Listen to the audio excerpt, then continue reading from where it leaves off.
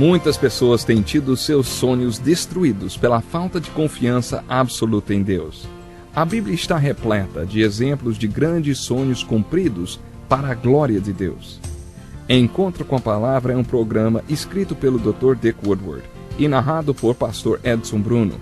Ouça e descubra verdades que lhe ajudarão no seu dia a dia. Com você, Pastor Edson Bruno.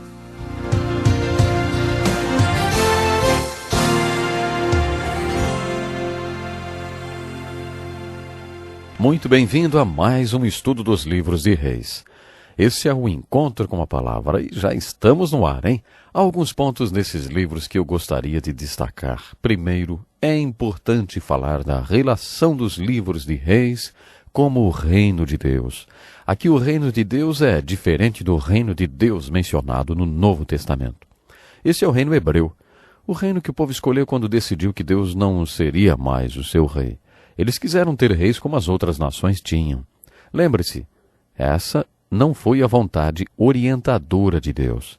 Essa foi a vontade permissiva de Deus. Deus não foi responsável por todas aquelas terríveis consequências que os filhos de Deus experimentaram, resultantes de seus reis apóstatas e ímpios. Muitos de nós já lemos o livro Ascensão e Queda do Terceiro Reich, que narra a Alemanha de Hitler. No geral, não gostamos muito desse tipo de leitura. Os fatos são chocantes, verdadeiros e históricos. Ler os livros de 1º e 2º Reis é quase a mesma coisa. Nesses livros lemos sobre a ascensão e a queda do reino que os filhos de Israel escolheram ter. Esse reino hebraico alcançou seu apogeu em luxo e glória durante o reinado de Salomão. O povo quis um reino como os reinos que os outros povos tinham. Deus queria um sistema teocrático, um sistema de governo onde ele governa através de um profeta, sacerdote. Os filhos de Israel quiseram um reino terreno igual ao restante do mundo. Eles conseguiram o que queriam, principalmente durante o reinado de Salomão, quando o reino alcançou seu auge. Eles conseguiram o que queriam, mas, assim como o reinado de Hitler, também não durou muito. Esse reino hebreu terreno não durou muito porque essa não era a vontade orientadora de Deus. Por isso, em 2 Reis, capítulo 17, verso 24, lemos sobre a queda da parte norte desse reino. Em 1 Reis, nós lemos a descrição de como o reino foi dividido. Em 2 Reis, os reinos do norte e do sul caem. Em 2 Reis 17 e 22, lemos a impressionante narrativa. Os israelitas permaneceram em todos os pecados de Jeroboão e não se desviaram deles, até que o Senhor os afastou de sua presença, conforme os havia advertido por meio de todos os seus servos, os profetas. Assim o povo de Israel foi tirado de sua terra e levado para o exílio da Assíria, onde ainda hoje permanecem.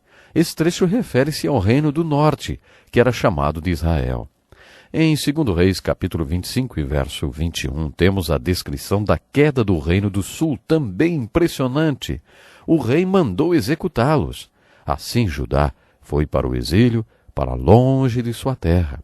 Esse trecho aplica-se ao reino do sul, as duas tribos de Benjamim e Judá, que juntas formavam Judá.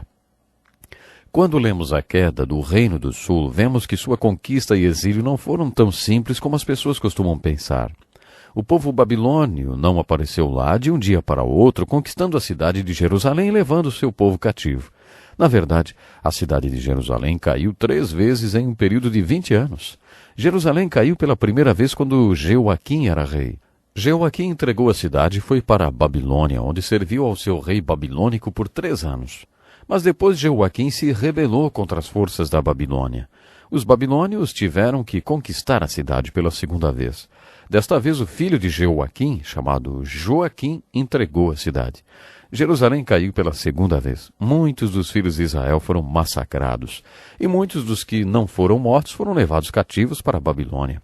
Quando os babilônios levaram os filhos de Israel, que não tinham sido mortos pela Babilônia, nomearam um rei para servir de marionete das autoridades babilônicas, chamado de Zedequias. Mas Zedequias também se rebelou, e por isso a cidade teve que ser conquistada pela 3ª vez. A nação hebraica já tinha fama de ser rebelde contra o conquistador, e a cidade inteira foi destruída. No estudo dos livros de Esdras e Neemias, veremos que alguns dos filhos de Israel voltaram do cativeiro da Babilônia. Eles tiveram a permissão do imperador da Pérsia, Ciro, o Grande, para reconstruir o templo, a cidade e seu país. Havia muita oposição contra a reconstrução. O povo que se opunha aos filhos de Israel mandou uma carta para o imperador da Pérsia dizendo: se você observar os relatos dos reis e dos reis da Babilônia, verá que esse povo tem a reputação de ser um povo rebelde. Depois de verificarem os relatos, veio a resposta: sim, eles são rebeldes, pare o trabalho. Não os deixe reconstruir nada.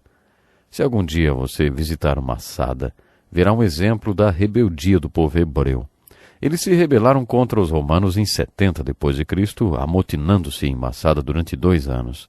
Esses judeus preferiram suicidarem-se do que se renderem aos romanos. A cidade de Jerusalém já foi destruída muitas vezes no curso de sua história. Devido à completa destruição que sofreu em 70 d.C., a Jerusalém que conhecemos hoje não tem nada a ver com a Jerusalém dos tempos de Jesus. O povo hebreu passou por um período que se iniciou em 70 Anno Domini e que culminou com o Holocausto, e que eles tinham uma atividade de cordeiro, ou seja, passiva. Hoje eles assumiram uma atitude arrogante, ativa e deliberada. Estão treinando seus jovens para serem arrogantes. Hoje em Israel, todo jovem, quando atinge a adolescência, entra no exército de Israel. Eles são levados para Massada, a fim de fazerem juramento ao exército israelense. Neste novo milênio, Israel está recuperando a reputação que seu povo sempre teve de ser formado por grandes guerreiros e rebeldes. Lembre-se que o nome Israel significa lutador. Esse nome vem de Jacó, e é exatamente isso que significa, lutador. Acompanhando a história dos hebreus, a primeira coisa que devemos observar no estudo dos livros de 1º e 2º Reis é a ascensão e a queda da nação hebraica. A leitura desses livros é fascinante. Em segundo lugar, devemos observar os próprios reis, o que poderíamos esperar de um livro cujo título é Reis. Lembre-se, quando lemos a literatura bíblica histórica, procuramos 2 coisas: exemplos e alertas. No estudo desses 2 livros encontraremos muitos alertas. Alguns reis do Reino do Sul foram bons durante algum tempo. Todos os reis do Reino do Norte foram maus o tempo todo. Por isso encontramos a maioria dos alertas nesses reis. O personagem mais importante do elenco de reis é Salomão. A história de Salomão, como nos é relatada principalmente no livro de Reis, é fundamentalmente um grande aviso. No início, Salomão era um exemplo para nós. Ele começou muito bem. De certa forma, Salomão foi muito parecido com Saul, porque ambos começaram bem. Eles se parecem também porque ambos não terminaram bem. No início, Salomão foi um rei muito bom, mas ele não terminou bem. Nos primeiros capítulos do livro de Reis, Davi, o pai de Salomão, passou-lhe algumas responsabilidades. Davi passou a capa da liderança para seu filho. Podemos perceber o lado humano de Davi em seu leito de morte, quando disse a Salomão que fosse atrás de Simei, aquele homem que o amaldiçoou enquanto ele deixava Jerusalém. Você se lembra, quando Davi voltou do exílio, ele perdoou Simei? Lembra disso? Mas quando estava morrendo, Davi disse a Salomão: eu prometi a Simei, jurando pelo Senhor, que não o mataria à espada. Mas agora não o considere inocente. Você é um homem sábio e saberá o que fazer com ele. Apesar de ele já ser idoso, faça-o descer ensanguentado à sepultura. Então Salomão matou Simei. Davi também falou para Salomão acertar as contas com Joabe, porque tinha matado meus generais Abner e Amassa. Davi disse: você se lembra que Davi demonstrou seu desagrado, especialmente quando Abner foi morto. Mas eu suspeito que a razão principal de Davi ter falado para Salomão pegar Joabe é porque ele tinha matado Absalão. Davi não disse isso, mas eu acho que essa foi uma das razões principais pelas quais ele mandou Salomão matar Joabe. Quando Davi passou para Salomão a responsabilidade de ser o 3º rei de Israel, parece que Salomão seguiria os passos de seu pai. Salomão orou: Senhor, eu não passo de um jovem e não sei o que fazer. Teu servo está aqui entre o povo que escolheste, um povo tão grande que nem se pode contar. Dá, pois, ao teu servo um coração cheio de discernimento para governar o teu povo e capaz de distinguir entre o bem e o mal. Pois quem pode governar esse teu grande povo? Salomão fez essa oração muito bonita no início do seu governo. Deus foi tocado com a oração de Salomão e disse: já que você pediu isso e não uma vida longa, nem riqueza, nem pediu a morte dos seus inimigos, mas discernimento para ministrar a justiça, farei o que você pediu. Eu lhe darei um coração sábio e capaz de discernir, de modo que nunca haverá ninguém como você. Também lhe darei o que você não pediu, riquezas e fama, de forma que não haverá rei igual a você durante toda a sua vida. Você ouvirá mais sobre esse assunto quando chegarmos ao Salmo 127 e ao livro de Eclesiastes. Salomão realmente tornou-se o homem mais rico que existiu. Salomão tornou-se o homem que viveu mais experiências do que qualquer outro. Ainda assim, com tudo isso, em meio aos reis hebreus, Salomão talvez tenha se tornado o maior fracasso que já existiu.